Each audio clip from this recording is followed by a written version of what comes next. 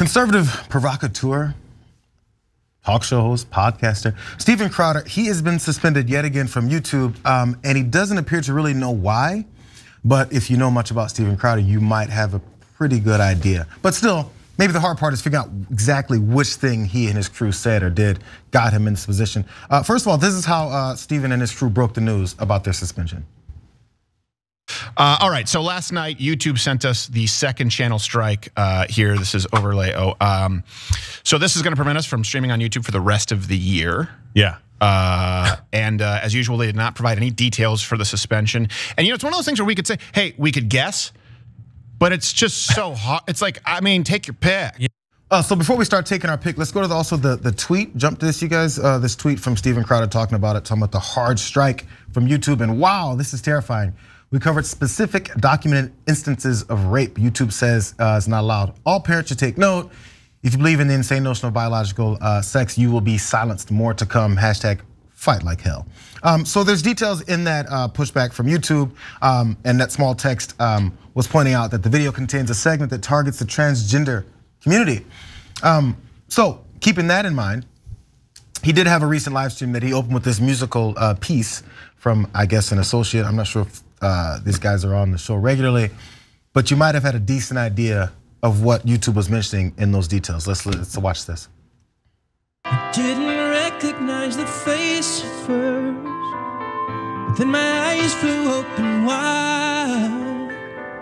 She went to hug me and the clouds dispersed. My old girlfriend was now a guy. And then she climbed into her Subaru. I couldn't look her in the eye, 'cause I knew about the increased risk of her pending suicide.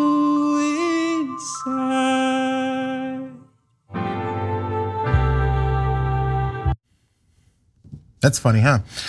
So as you can tell there, it's a bit of a little jingle about apparently some ex-girlfriend, of course it's all made up, that suddenly is a guy, because that's so surprising and oh my God, I can't believe this. Isn't it funny too? So by the way, so that tweet earlier that I mentioned was talking about a previous time he had gotten a strike for going after LGBTQ folks, specifically trans people. And there is a 90-day thing once you get 2 strikes. So he has a few weeks leading into the next year coming up that he can't get another many strikes, or there's a bit of a permanent suspension on YouTube there. So he's got to look out at least in those instances. But before we go further into what else he's done that we maybe would have had to guess he got himself into trouble over, Cenk is here to defend. Well, look, so here's the situation. The reason why we're all initially confused as to why he got the strike is because he says so many hateful things and so many things that are wrong that you wonder what it was for. So, for example, he's talking about Omicron parties, I believe, and I think it's dangerous. I think it's ridiculous. But he was joking. Does he really think that coronavirus is something that is a big deal? Apparently, he doesn't. That's his real opinion. But that's his opinion. So, and a lot of people have that opinion. So I'm like, look, as loathsome as that is, and actually that's gotten a lot of people killed. That kind of attitude. But the almost entire right wing has it, right? And Fox News has it. So what, are we gonna be consistent, or you just wanna pick on a guy who you think doesn't have as much power as Fox News? Now it seems a little bit clearer what they went after, but I think it's a really interesting question as to how much hate these platforms can allow.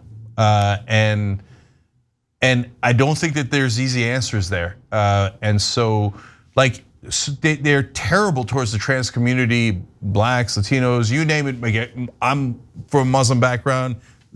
They're no friends of ours, that's for sure, right? But are they allowed to say terrible things about Muslims? I think they should be allowed to say it. But it's tricky, and there's more. But Adrian, what are your thoughts? I agree with you in terms of I think they should be allowed to say it, but if I'm YouTube and I don't want that on my platform, I think that's perfectly fine too.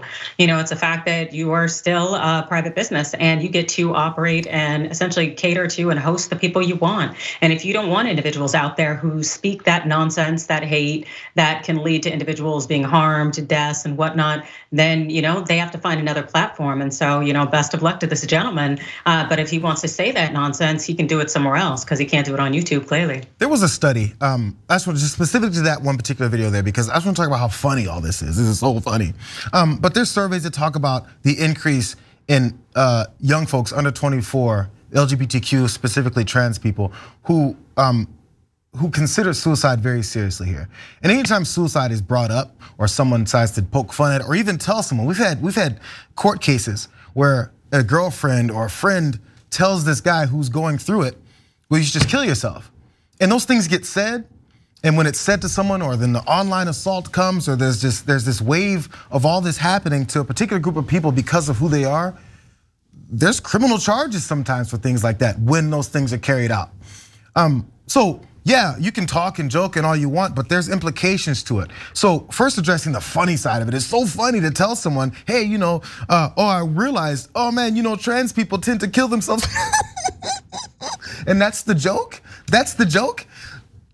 So I think when it comes to, like you said, Adrian, a private company like YouTube would be like, well, maybe we don't want to associate ourselves with someone who thinks joking about folks who are more prone to kill themselves because our society hates them for who they are. Maybe we don't want to be associated with that type of person. I mean, and maybe if they decide to be associated with that type of person, then the rest of society will determine whether or not they want to continue to associate with that kind of connection. Maybe it could hurt them in very small ways. YouTube is a huge, huge organization, we know that. So they're not gonna fall apart if people stop watching because of Steven Crowder. But it's a bit of a look into the character and the people who run this. They're still humans behind these machines. And maybe they just don't want to deal with someone that's like this. Or maybe it shouldn't be allowed to have this type of borderline hate speech. There's laws against that too.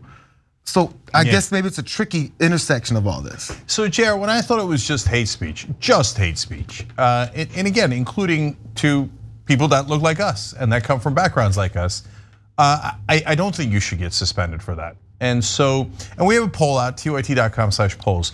But now, today, more information came in, and so in the morning, I was gonna largely defend them and say that they shouldn't have done a suspension of Crowder.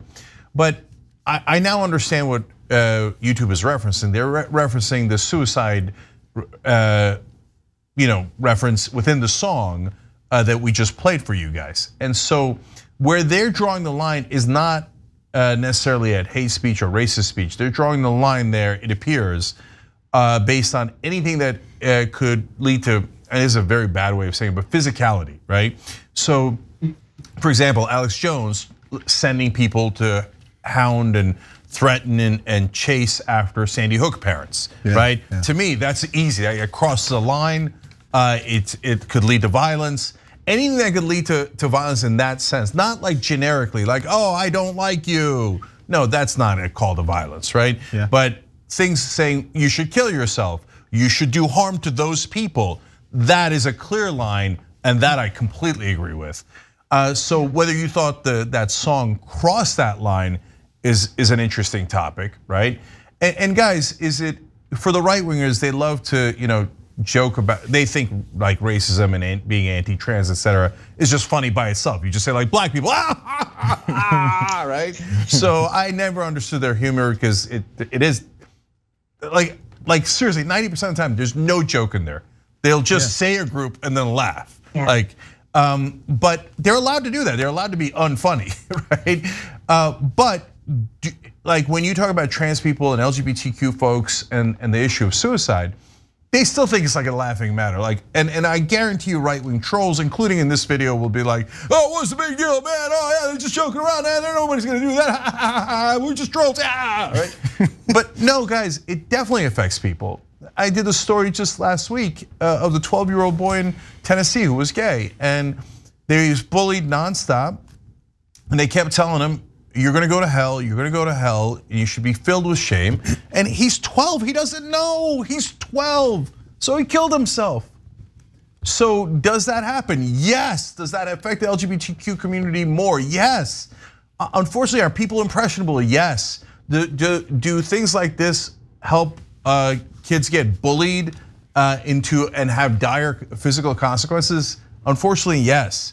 So that's why it's a very tough issue, and that's why platforms like YouTube take it very seriously. So now with all of that context, Adrian, this question is so hard. I don't know that our answers are even relevant here, but do you think that that song crossed the line to violate this policy? Yes, I agree. I think it did. I do think that that's largely specifically because of the suicide reference, because we've seen a lot of platforms like Netflix or whatnot not do anything about these quote unquote comedians punching down and attacking the trans community. And so I do think that in particular, this reference of suicide and essentially making a mockery of it, I think that that's what got this individual in trouble. But it's like this person's been warned several times. They know where the line is, and they cross it, face consequences, and then call themselves a victim. When the real victims are the people out there who are impressionable, who are targeted all the time, and who are often ostracized by society, who may take their lives because of silly little asinine videos like this. Yeah, and I'll say one last thing. So earlier we covered the controversy about Hassan Piker getting suspended from Twitch, right, for using the word cracker, which theoretically is a racial insult. Okay, look, you can say, hey, Twitch has got to draw their line. It's not a First Amendment issue. It's a platform issue. They're a private company. Of course, that's true, right? And they draw it at all racial insults, and they're not judging the severity of the insult. Okay, that's an argument to be made. But I'm saying even for the way more racist stuff that Crowder does, I don't think he should be suspended, let alone the word cracker, which no one's ever been fired after some, like, hey, you know what? I think that guy is the C word. Oh yeah, he is the C word. Let's fire all the C words.